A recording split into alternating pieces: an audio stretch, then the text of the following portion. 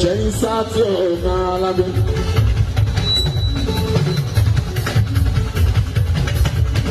Ohun gbogbo tí ẹ rí yẹn kò ṣẹ̀yìn ju ọ̀pá alábẹ́.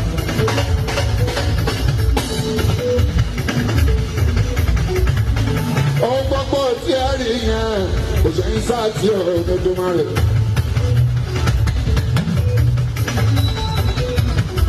Bá a ṣe dé bí Kòójì ká ọ̀nà pé káwọn ṣeré. Kò ṣẹ̀yìn sáàtì ọ̀gbọ́n bá tó. Bọ́lọ́run bá a ṣe fi sóò ní pátí lọ́kàn. Pé òun fẹ́ ṣọ́jọ́ bí o. 12/12/2024. Bọ́lọ́run bá a ṣe rí sọ́kàn. Alájàjẹ́ rí bàtú bọ́lá lé o. Bọ́lá lé láwọn àlè mọ́dá ìdá. Mọ́dá ìlòjì o mo ṣeun. Ṣẹ́rí bàtú ìbọ̀lá lé. Abọ́lá lé ṣẹ́rí bàtú làwọn lé o. Bọ́lá ọba ṣe fi sí lọ́kàn. Pé Pasuma ni ó pè. Kó wá kọrin fún ẹ làbá ẹ̀ka. Ní special day yẹn. Ṣé bàbá bá ká? Àtúntì dé sí Ìbàdàn. Àtúntì dé sórí ọ̀lẹ̀. Àwọn tó rí ọ̀lẹ̀ wọn ṣe tó adán. Àwọn tí Ìbàdàn aláàbí bá sọ̀rọ̀. Àwọn tó rí ọ̀lẹ̀ wọn ṣe tó adán. Wọ́n ní gbogbo ìbárasílẹ̀ àbáńgá ṣe ń kọ́ ló já wọn lọ́rùn ẹ ṣeun. Wọ́n ní gbogbo ìjọba fújì ṣe ń kọ́ ló já wọn lọ́rùn ẹ ṣeun. Wọ́n ò fi tọmọ lùṣọ́ làbà ẹ̀ka ẹ ṣeun gan. Wọ́n ní gbé gbéwé bá pẹ́lá ọ̀ṣẹ́ ìndọ̀ṣẹ́ ní Alábí Pasuma náà fi ṣe. Orin bá ti dára àwọn làbá ẹ̀ka iṣẹ́ wọn. Àwọn tí wàá lórí ọ̀rẹ́ o.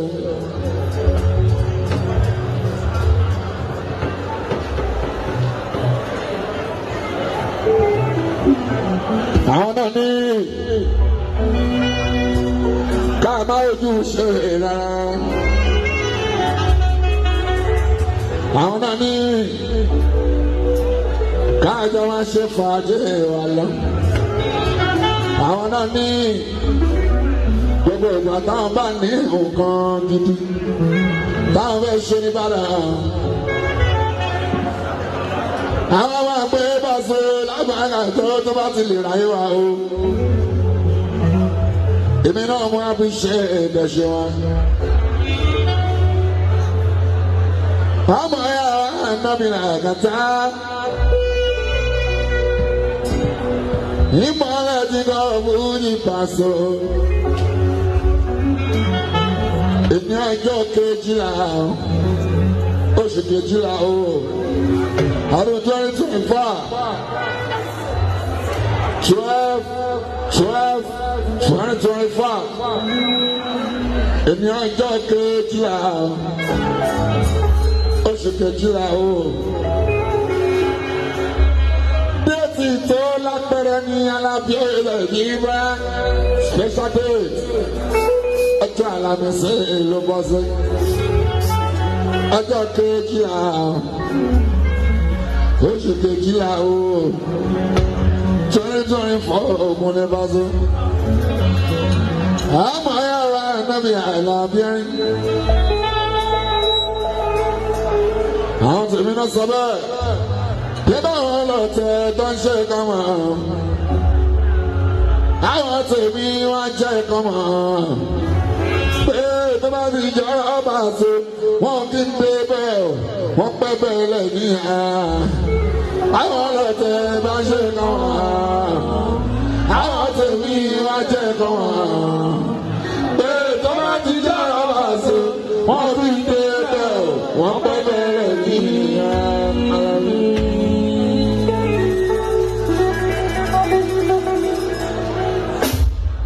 àwọn tèmi náà sọ bẹ́ẹ̀ pé báwọn ọlọ́tẹ̀ bá ṣe tó mọ́ àwọn tèmi wá jẹ́ kọ́ mọ́ pé tó bá ti jẹ́ ọba àṣọ wọn kì í dé bẹ́ẹ̀ wọ́n pẹ́ bẹ̀rẹ̀ ní ìhà báwọn ọlọ́tẹ̀ bá ṣe kọ́ mọ́ àwọn tèmi wá jẹ́ kọ́ mọ́ pé tó bá ti jẹ́ ọba àṣọ wọn kì í dé bẹ́ẹ̀ wọ́n pẹ́ bẹ̀rẹ̀ ní ìhà. Kan balógun òní dúpẹ́ alámọ̀rẹ́ ọlọ́run òní dákẹ́. Bọ́lájà nìkan o, bọ́lájà nìkan o, bọ́lájà nìkan balógun òní dúpẹ́ alámọ̀rẹ́ ọlọ́run òní dákẹ́. Ìjó ọ̀pọ̀ Àjọwájú owó ọgbẹ́ ló dẹ́gbẹ̀ tó dájọ́ wọn sọ̀rọ̀ ẹ̀ṣẹ́ tẹ̀wá everybody ẹ̀ṣọ́ gbà.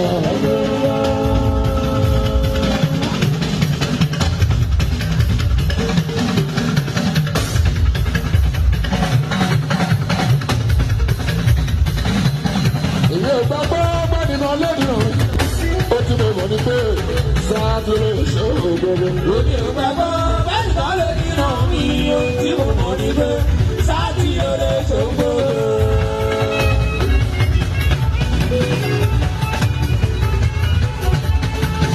Ìyé ìgbàgbọ́ bẹ́ẹ̀ kọ́ lè nínú mi o. Ó tí mo mọ̀ ní pé sáàtì lè ṣe. Òní ò gbàgbọ́ bẹ́ẹ̀ kọ́ lè nínú mi o. Tí mo mọ̀ ní pé sáàtì lè ṣe ògbógbó.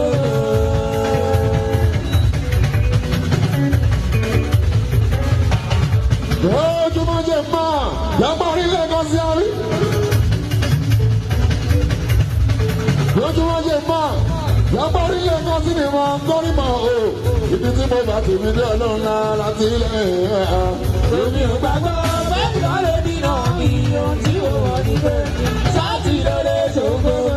Ṣòkòrò náà. Ṣẹ́yìn sáàtì ọ̀gá alábẹ́.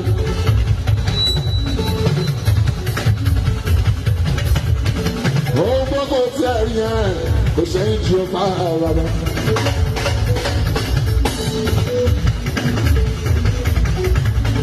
Ohun gbogbo tí ẹ rí yẹn kò ṣẹ́yìn sáàtì Olódùmarè.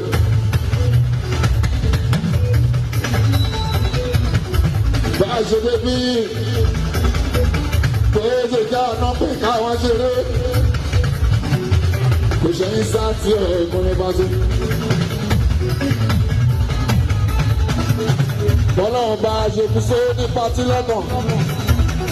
Pé òun fẹ́ ṣàjọ bí o. 12/12/2024. Bọ́lọ́run bá a ṣe bí sọ́kàn. Alájàjẹ́ rí bàtú bọ́lá lé o. Bọ́lá lé láwọn àlè mọ́dá ìdá. Mọ́dá ìlòjì o mo ṣe. Ṣé nípa tó ìbọ̀lá lé? Abọ́lálé sẹ́rí bàtú làwọn ni o. Bọ́lá ọba ṣe fi sí lọ́kàn. Pé Pasuma ni ó pè. Kó wá kọrin fún ẹ làbá ẹ̀ka. Ní special day yẹn. Lọ́jọ́ bí yẹn. Gbogbo ẹ̀ kò ṣẹ̀yìn ọlọ́wọ́n bá Pasuma ẹ̀kún ní ara mi. Gbogbo ẹ̀kẹ́rì wà bí. Lọ́lí ọ̀lẹ́ lágbàdà yìí wá. Jọ́gọ̀ sẹ́ńtà àgùnrin máa tó. Ìyẹn ní bàdà. Jọ́gọ̀ sẹ́ńtà àgùnrin máa tó. Lọ́lí ọ̀lẹ́ o. Alájà Ṣẹ́rífàtù ìyá Bọ́láńlé làwọn àlẹ́ àmì. Happy birthday to you. Happy birthday. long life and prosperity. Ìgbádùn ìṣẹ́jú kan náà ìlànà tiwa. Kárí ẹ̀ pẹ́pẹ́pẹ́. Gbogbo ọdún tó pọ̀ tó dẹ̀ máa ń lo lápáká lórílẹ̀ Pasuma àkúnlẹ̀. Nínú ayé òní kìnìún lò òní sí ìjọ òní wí ìjọ òní náà kí o ṣẹ́yìn. Abọ́láńlé yẹ́rì bá tọ̀ wá. Màmá òyìn dáa. Mama siri ato kẹ́ni. Mama Táíwò òjò. Ṣẹ́rí bàtọ̀ Bọ́láńlé. Gbogbo ọdún tó pọ̀ tó lè ṣí máa lò. Ilé ayé láìpẹ́ Nàìjíríà. Òbí lò nínú òníra. Àmì ò bá sí ẹ̀pà ọlọ. Wọ́n ní wáìtì lójijì àmì. Ọ̀nì jẹ́ pé Pasuma ọkùnrin. Àmì ẹni ẹlẹ́ni onígbà ṣe rẹ̀ ṣe. Ìwọ ni wàá jẹ́ gbogbo ṣẹ́. Wàá jẹ́ àwọn ọmọ ẹ̀.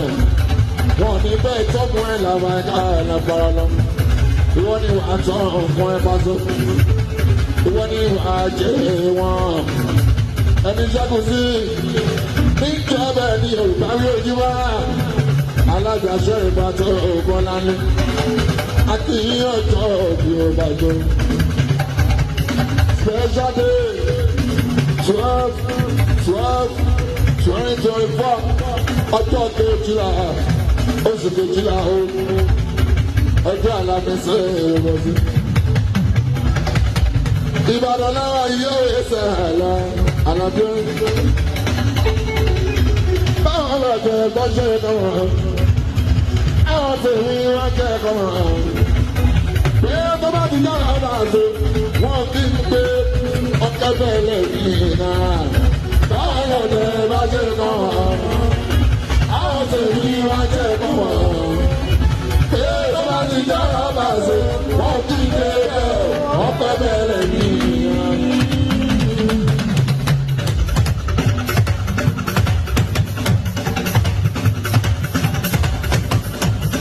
Ọ̀sẹ̀ bọ́ ṣe kọ́mọ̀, àwọn tèmi wọ́n ṣe kọ́mọ̀. Pé tó bá fi jọ́rọ̀ bá ṣe, wọ́n kí ń gbé bẹ́ẹ̀, wọ́n pẹ́ bẹ́ẹ̀ lè yí iná.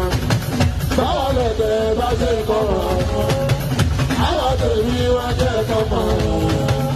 Pé wọ́n jọ́rọ̀ bá ṣe, wọ́n kí ń gbé bẹ́ẹ̀, wọ́n pẹ́ bẹ́ẹ̀ lè yí iná. Gbogbo jẹ́ ní ẹ̀hó. Alága Ṣẹ́rí Bàtọ̀. Wọ́n pẹ́ bẹ̀rẹ̀ ní Paso. Wọ́n fi gbé bẹ̀rẹ̀ ra. Wọ́n dá ìwé tí ó. Màmá òyìn jà Bọ́láńlé. Abọ́láńlé Ṣẹ́rí Bàtọ̀ làwọn. Olóńsọ̀jọ́ gbẹgbẹgbẹrẹ wa. Happy birthday to you. Alága Ṣẹ́rí bá ẹ̀mí ọjọ́ ìgbìmọ̀ ọdún láì Pasuma àmàmì. Ọmọ ya wa ń tọ́ bí àlàfẹ́.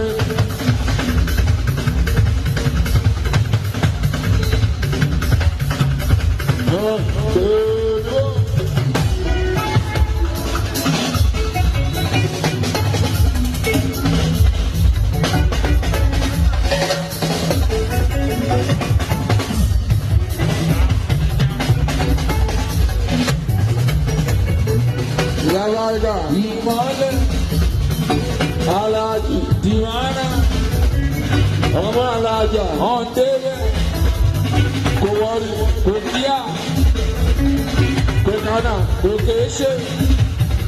Gbogbo yìí lórí bá gbogbo ìrìn àjẹ́ ọ̀nà ẹgbẹ́ bíwò sàmíwò. Gbogbo yìí lórí bá gbogbo ìrìn àjẹ́ àwọn tẹ̀mí náà sọ pé tí o sì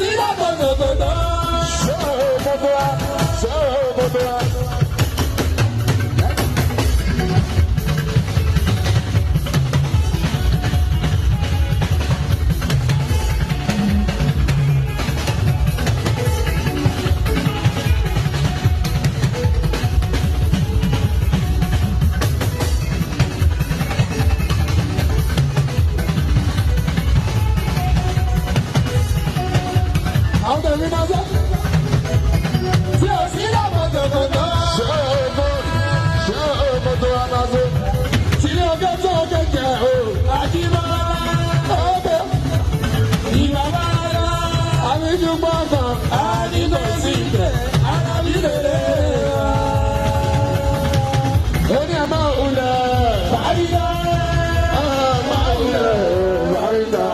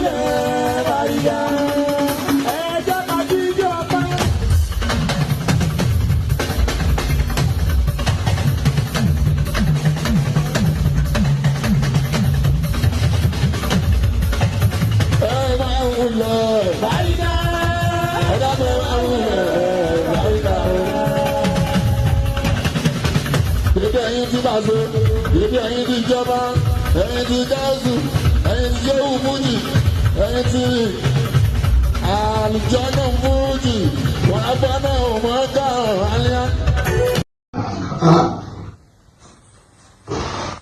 US on stage, Alhaji Afẹ́lẹ́gbẹ́ Bọ́lá Pasuma, ọ̀gá ńlá ṣéwù fújì, náà sí àgbà, and this guy for you.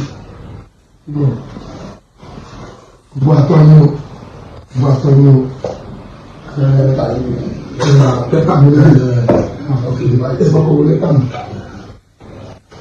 Èyí tẹ́ ṣe 40 years on stage, láṣẹ ọlọ́run ẹ̀ tí ṣe jù bẹ́ẹ̀ lọ. Gbogbo ọmọ tó bá ti wù yín, kẹsàn pẹ́pẹ́ fẹ́yìntì láì, ẹ̀mí fẹ́yìntì tó yá bẹ̀rẹ̀, ẹ̀mí fẹ́yìntì tó yí wúṣà. Yá nítorí ẹni mọ́ ọlọ́run ní jẹ́ pé, tó lè sọ̀rọ̀ mọ́ ọlọ́run ní jẹ́ pé, tó lè kọ́ ẹni mọ́ rárá ọlọ́run ní jẹ́ pé, ẹ máa ẹ̀yìn tí wílé lè ìwò ọmọ náà fi tó bá ló ṣe máa rí wọn. Ẹ̀rẹ̀ ní ẹ̀rẹ̀ ní àná òkè lọ́wọ́ lọ láṣẹ ọlọ́run. Special invitation bí aláàbí sọ̀rọ̀ bọ́lá náà ní kúlẹ̀ máa yàká. I hope this letter find you in a great spirit bẹ́ẹ̀ ni. Kí abá máa fa àwọn lẹ́tà invitation títí wà náà nílé gbogbo ẹ̀yin tí a pè abáláṣẹ kan ní àbàntí tó wà sí tó dá gbogbo ìlú náà ní ìdílé àmì ìṣẹ́sì náà. Pẹ́pẹ́kẹ́ lẹ́pẹ́kẹ́ lóhùn agogo bódìgbà bódìṣẹ́ lóhùn arére Òròkìlàwà TV lógbòde ẹ má pẹ́ gbóhùn mi mo gbére ládé aráalé èrò ọ̀nà ẹ mọ́ bò wá gbóhùn mi èmi Àpèkẹ́ Ajóbàtà ọmọdé ọmọ bàálù ràwọ̀ ìjẹ́ ti gbọ́ nípa TV tó gbòde Òròkìlàwà TV òun lọ́gbòde òun là ń sọ lọ́wọ́lọ́wọ́ ẹ̀tún yáyá ẹ̀tún kiri wá kẹ́ẹ̀yà lọ sí Òròkìlàwà TV kẹwà gbádùn àwa kò sí ohun tẹ́ ẹ fẹ́ tí ò sí mbẹ́ gbogbo ẹ̀ níbẹ̀ mbẹ́ pátápátá àṣà wa ní ìṣe wa ní bó ṣe yẹ ká máa ṣe gbogbo ẹ̀ níbẹ̀ mbẹ́ pátápátá Àpèkẹ́ Ògbóni sọ bẹ́ẹ̀ ọjà rẹ̀ Àpèkẹ́ Ògbó lọ sọ bẹ́ẹ̀ wọn yóò òwì kò ní tán lọ́wọ́ yín o kò ní tán lé yín kò ní tán lọ́wọ́ yín o kò ní tán lé yín ẹ̀yin olólùfẹ́ wa kò ní tán lọ́wọ́ yín.